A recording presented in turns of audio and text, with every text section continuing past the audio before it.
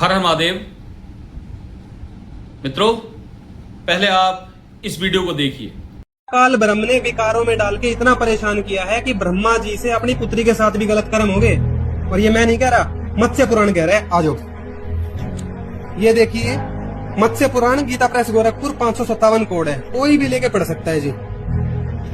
जब ब्रह्मा जी ने अपनी पुत्री उत्पन्न करी, वह स्त्री सरस्वती शतरूपा नाम से विख्यात हुई। सरस्वती नाम था इनकी पुत्री का, जिनके साथ ये काम हुआ। वही सावित्री, गायत्री और ब्रह्माणी भी कही जाती है। इस प्रकार ब्रह्मा ने अपने शरीर से उत्पन्न होने वाली सावित्री को, ये सरस्वती देवी का जिक्र है, अपनी पुत्री के रूप में स्वीकार किया। बन गई जी पुत्री। परंतु तत्काल ही उस सावित्री को देख कर वे सर्वश्रेष्ठ प्रजापति ब्रह्मा मुग्ध हो उठे और यूं कहने लगे, कैसा मनोहर रूप है, कैसी सौंदर्यशाली रूप है। ब्रह्मा को सावित्री के मुख की ओर अवलोकन करने के अतिरिक्त अन्य कुछ नहीं दिखता था। वे बारंबार यही कह रहे थे, कैसा अद्भुत रूप है, कैसी अनोखी सुंदरता है। तत्पश्चात जब सावित्री झुककर उन्हें प्रणाम करने लगी, तब ब्रह्मा पुनः उसे देखने लगे। गलत भाव से ब्रह्मा जी अपनी पुत्री को देख रहे थे, ये बात लिखी हुई है जी। तो वो जो सरस्वती देवी थी, उनकी ओर बार बार अवलोकन करने के कारण ब्रह्मा द्वारा सृष्टि रचना के लिए जो अत्यंत उग्र तप किया गया था, उसका सारा फल नष्ट हो गया। ब्रह्मा जी का तप का फल भी नष्ट हो गया इस पाप के कारण। ये भी देख लो। विश्वात्मा ब्रह्मा ने प्रणाम करने के लिए अपने चरणों में पड़ी हुई उस अनिंदिता शतरूपा, जो सरस्वती देवी थी, का पानी ग्रहण किया।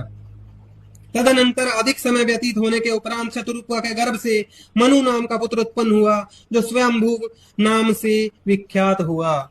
तो भैया, जब विकारों की बारी आती है ना, काल ब्रह्म अपने पुत्रों को इतना परेशान कर देता है कि वो अपनी पुत्री तक के साथ गलत काम करने को मजबूर हो जाते हैं। हमारे ये देवता ब्रह्मा विष्णु शिव भी इन विकारों से ग्रस्त होकर बहुत दुखी हैं। आपने इस वीडियो में देखा होगा कि ये महाराज जी कहूंगा मैं तो, पुराणों में से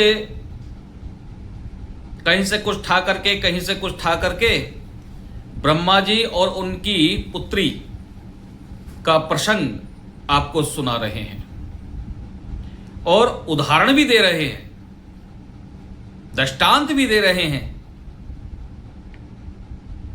परंतु अब ये इस बात को भूल गए कि भैया, पुराणों की जो कथाएं चलती हैं वो व्याकरण के आधार पर, शब्द शक्ति अलंकारों के आधार पर चलती हैं।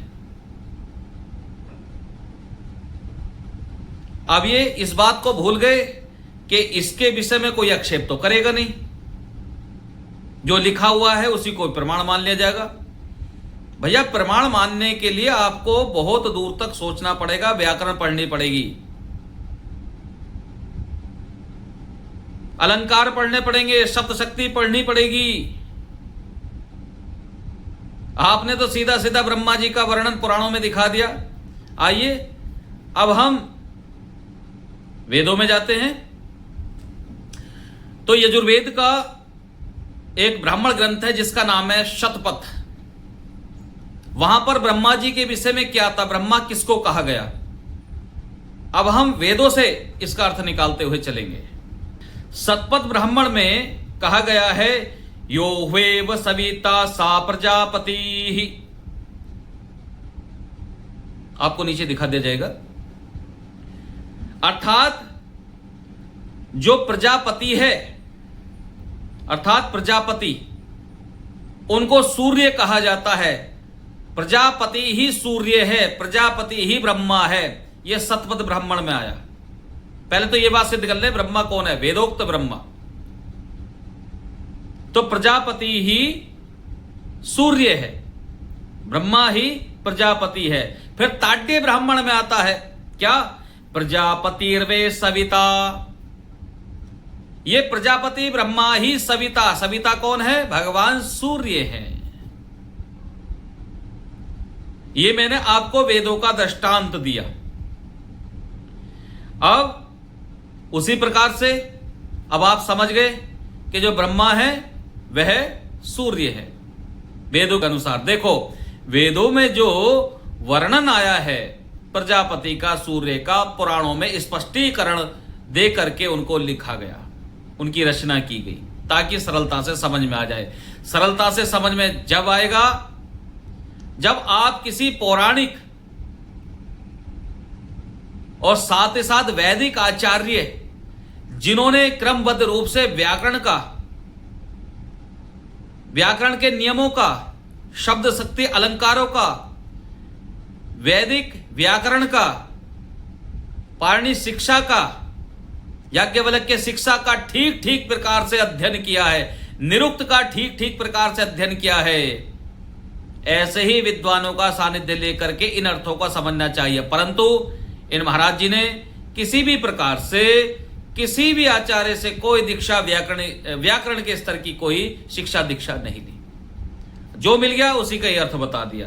तो मैंने अभी बताया आपको कि यहां पर ब्रह्मा के दो अर्थ आपको पता चले। फिर आगे क्या होता है, यह कथा क्या आती है, प्रजापति नाम सूर्य का है। इसी प्रकार से सूर्य से उत्पन्न होने के कारण कौन, उषा। सूर्य से उत्पन्न होने के कारण कौन, सूर्य से उत्पन्न कौन हुई, उषा। उषा किसे कहते हैं, जो प्रातः कालीन की लालिमा होती है। भगवान सूर्य जब उदय होते हैं तो लालिमा छा जाती है, उसी को ही उनकी पुत्री कहा गया। यह किसमें आया है, यजुर्वेद के शतपथ ब्राह्मण में। प्रतिदिन आगे आगे उषा और पीछे पीछे सूर्य रहते हैं, क्योंकि सूर्य का उदय होना इसे ही अलंकारिक रूप वेदों पुराणों में पुत्री के पीछे पिता का जाना बताया है। जब भगवान सूर्य उदय होते हैं तो लालिमा भागती है, दौड़ती है, वो छिप जाती है। तो अलंकारिक रूप उसको बताया गया अलंकारों में। जैसा आपने सुना होगा कनक कनकते सौगनी मादकतादिकाय। एक का अर्थ है सोना, एक का अर्थ है जो है धतूरा। उसी तरीके से सैंधव शब्द आया। सैंधव शब्द का अर्थ है नमक भी है और साथ में सैंधव का अर्थ घोड़ा भी है। अब इस शब्दों का प्रयोग कहां करना है, व्याकरण की दृष्टि से। यदि भूख लगी है, भोजन आ गया, नमक कम है भोजन में, तो कहा जाएगा सैंधव ले आओ। उस समय अगर कोई अश्व ले आए, क्योंकि अश्व का नाम भी सैंधव है, तो क्या होगा, उस समय विस्फोट हो जाएगा। वो व्यक्ति, वो मनुष्य क्रोधित हो जाएगा कि भैया मैंने नमक मांगा था, आप घोड़ा क्यों ले आए, सैंधव क्यों ले आए। उसी तरीके से यदि राजा युद्ध के लिए जा रहा है और साथ ही साथ उसने कहा सैंधव ले आओ, सैंधव का अर्थ भी घोड़ा है। अब घोड़े के स्थान पर कोई नमक ले आए तो राजा प्रसन्न होगा, क्या होगा, खिन्न हो जाएगा कि भैया मैंने नमक नहीं मांगा, मैंने घोड़ा मांगा, सैंधव मांगा। उसी तरीके से शब्द शक्ति अलंकार पुराणों में चलते हैं मेरे भाई। अब आपने सीधी सीधी कथा बताई, अब इसका अर्थ तो समझ लीजिए। फिर आगे कहते हैं कि सूर्य के आकर्षण से खिंचा हुआ जल, अर्थात जब भगवान सूर्य उदय होते तो जल खिंचता है, ऊपर की ओर आता है। फिर क्या है, बाष्प रूप में पृथ्वी पर पड़ने से ठिठुर जाता है। बाष्प हो जाती है, भाप हो जाती है तो ठिठुर जाता है, सिमट जाता है, और फिर कोहरे के रूप में वह बरसता है। फिर साथ ही साथ फिर क्या होता है, श्रीमद् भागवत महापुराण में भी इस विषय में कहा गया है। अब इन्होंने पूरा ज्ञान तो आपको दिया नहीं। अब देखिएगा श्रीमद् भागवत महापुराण के 3 स्कंद के 12वें अध्याय का 34वां श्लोक है। क्या कह रहे हैं यहां, ताम दिशो जुहु घोरा नोहारम यद विदुस्तमाह।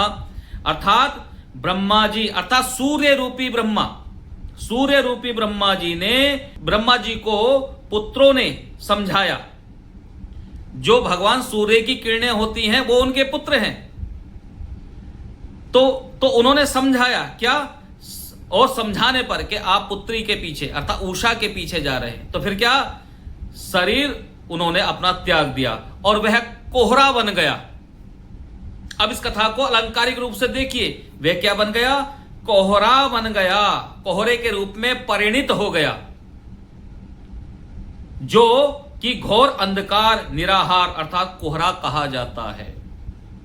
पुत्रों ने समझाया और शरीर कोहरा बन गया। आपने देखा कोहरे में भगवान सूर्य नहीं दिखाई देते, कहने का मतलब है शरीर त्याग दिया, कोहरे के रूप में परिवर्तित हो गया। फिर आगे क्या तात्पर्य यह हुआ कि उषा के पीछे पीछे सूर्य रूप ब्रह्मा चले और उसके पुत्र रूप किरणों ने समझाया, जिससे सूर्य ने अपने चारों ओर घिरे हुए बाष्प रूप शरीर का त्याग कर दिया और पूर्वादि दिशाओं ने इसे ग्रहण कर लिया। चारों दिशाओं में यह कोहरा फैल गया।